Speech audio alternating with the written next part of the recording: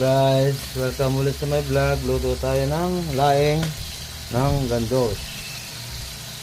Ayan guys, so gisa muna tayo guys. Saka piniritong galunggong, yung nasa dulo guys. Ayan guys.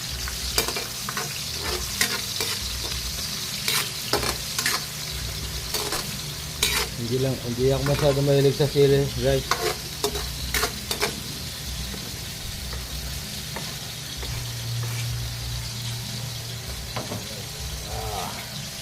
Ayan guys, tignan natin yung ayan.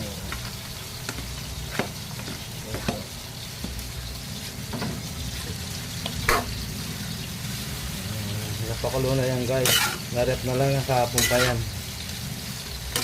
Kaya ngayon